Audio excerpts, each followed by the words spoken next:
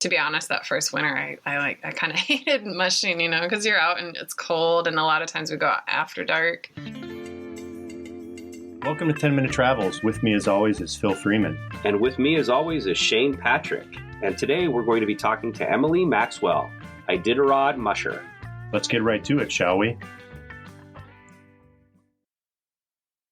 Our guest today is a journalist, a translator of literature from Spanish to English, a recent Alaskan who dove right in and in her short time ran the Iditarod, the longest sled dog race in the world. So welcome, Emily Maxwell. Thank you. So we have a bunch of questions. I do, for sure, because I'm always, as an Alaskan, I'm always interested what brings somebody to Alaska. So I'd really like to start there. And of course, tell us where you're from in that answer, if you could, and why and how and when you came to Alaska.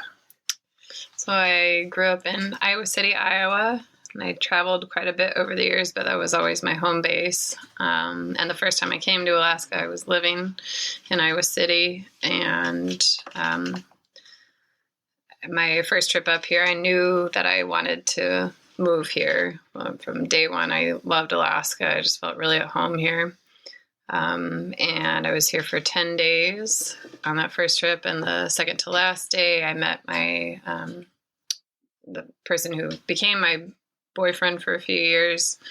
And we hit it off and, did our introductions and asked what the other one did. And he said, "I'm a dog musher. Do you know what that is?" And I said, "Yeah." He says, "I do the Iditarod. Do you know what that is?" And I said, "Yeah." And anyways, we kept talking, and, it was obvious that we liked each other. And I, the next day, went and met his dogs for the first time. And had no idea at that time they'd become such a huge part of my life. And the day after that, I flew back to Iowa.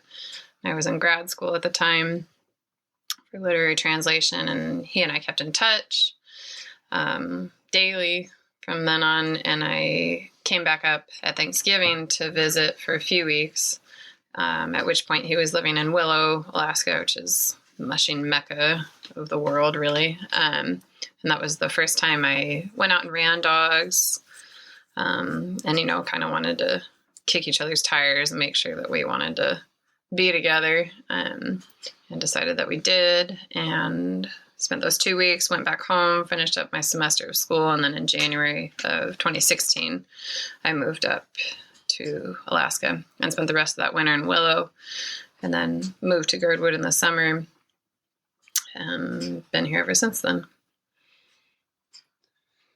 Dog mushing was not in the business plan per se when you came up to Alaska for the first time.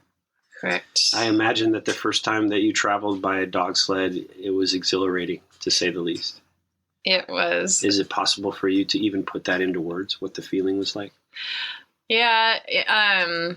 The first number of times, really, the first few months I was running dogs, I didn't ever go out on my own with a team. I was always with my boyfriend and just kind of helped him run his dogs. Because, if he takes, say, 20, if we have 26 dogs in the yard, he takes 16, I take 10, and we go out and we run 100 miles. He doesn't have to go for 100-mile twice because you're not going to run 26 dogs at once. So that was kind of the extent of my experience. And it was, But you were on your own sled with your... Correct. Following him. Yeah, Okay. yeah. So we had two separate teams. I usually had a much smaller team. The first team I ever ran was 6 dogs, which seemed super scary and big to me at the time, which is funny that a few years later I was starting a race with 16 dogs and thinking nothing of it. But yeah, so I wasn't really super keen on mushing right away. And, it takes a lot to learn how to drive a sled. There's a lot more that goes into it that might seem obvious to a non-musher. So I learned a lot that first year.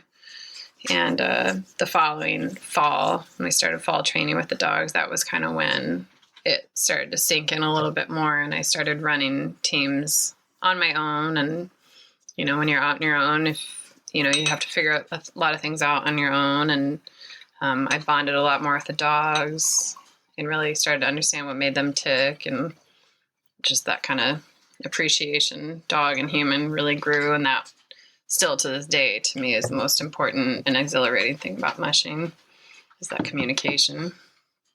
Did you have a dog growing up?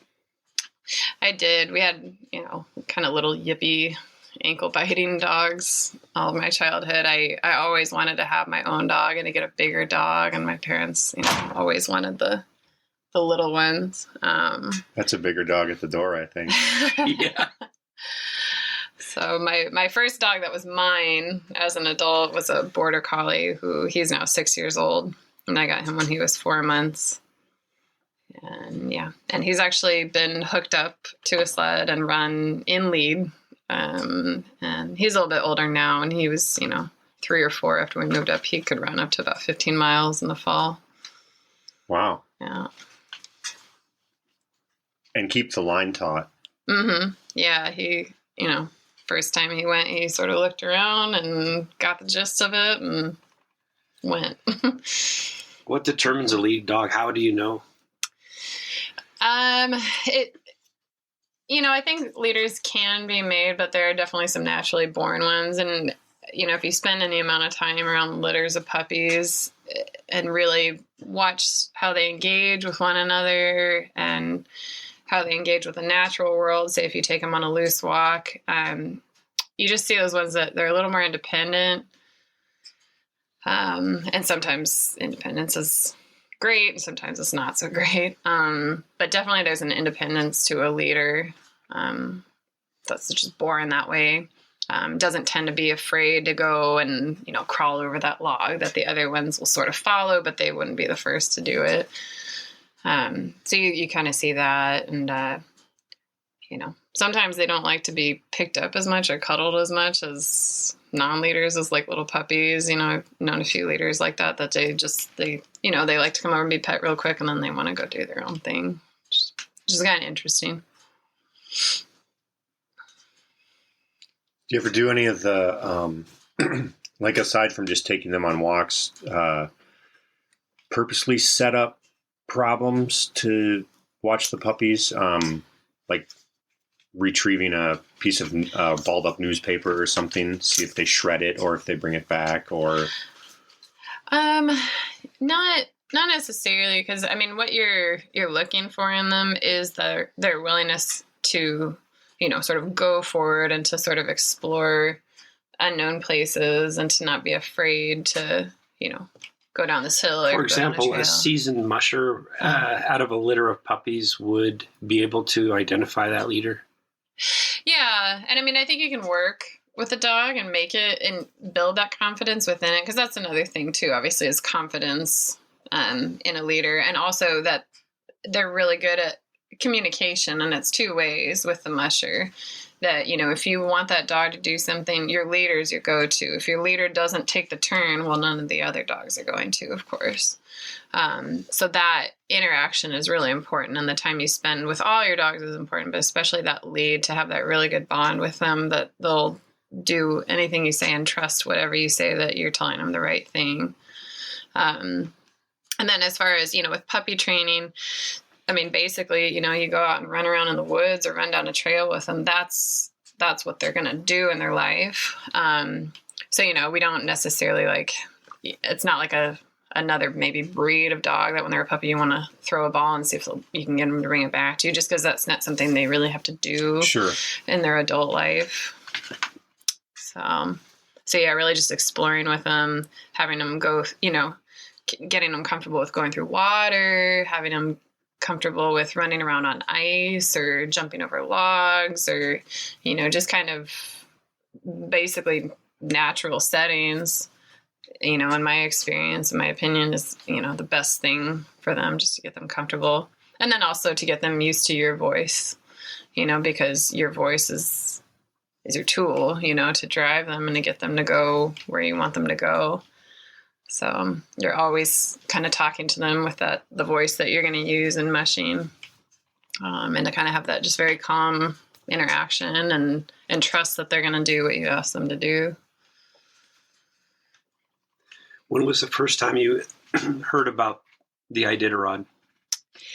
I feel like I don't remember a time that I didn't know what it was. I think in elementary school, we did. Did you ever imagine you would Time. actually race in it? No, I mean, even after I, initially started running dogs, I really didn't have a desire even to do it. And to be honest, that first winter, I kind of hated mushing, because you're out and it's cold. And a lot of times we go out after dark because the temperature is better for the dogs. And because the temperature is lower, oftentimes the trail conditions are better. The trail sets up a little firmer at night. And I was super scared to be out at night. And my fingers and toes tend to get cold. And at the time, I didn't know how to dress myself and take care of myself and understand that it's easier to stay warm than it is to get warm once you're cold, et cetera. So you learn a lot of things about your own care. But no, I definitely, even after I finished my first Iditarod, I couldn't believe, that I had ever gotten to that point. I never thought in my wildest dreams that would be happening. What is the first race that you did that was you were driving your own team? The very first race I ever did on my own was the Knik 200. So Knik is a small community outside of Wasilla, and that's where the Iditarod headquarters are based. So the Knik 200 was my first qualifier. You have to run 3 races to qualify to do the Iditarod. And conventionally, they say that's 2 300-mile races and a 150-mile race, although nowadays there aren't as many 150s. There's a lot more 200s. So most people do 2 300s and 1 200. And so that was my first qualifier. And I was super scared at the start. And I remember after that race, even it's not very long. It's 2 days, roughly, about 100 miles into each day for 2 days. But I remember afterwards feeling like I didn't know, I felt like I still didn't know what I was doing. And I remember saying I didn't want to qualify after that. And I was already signed up for my other 2 qualifiers. And my boyfriend at the time, who was really like my mushing mentor, said, nicely said, you're going to do it, and the next qualifier was the next weekend. So I did my 3 qualifiers over 4 weekends. And, my confidence definitely grew in that time. And you learn a lot. I mean, the way to learn is to go do it. Of course. It's hard to take that first step, but you just have to go do it. I think that's true with a lot of things in life. Yeah, actually, I heard the best way to learn something is to teach it. Yeah. But I don't know if that's true or not. It seems like a good way. That was Emily Maxwell. If you want to learn more about Emily or any of the other things we do at 10 Minute Travels, please check out 10minutetravels.com. And we want to remind you to make sure that your sense of humor matches your sense of adventure. And please like, subscribe, and share this podcast on all the platforms.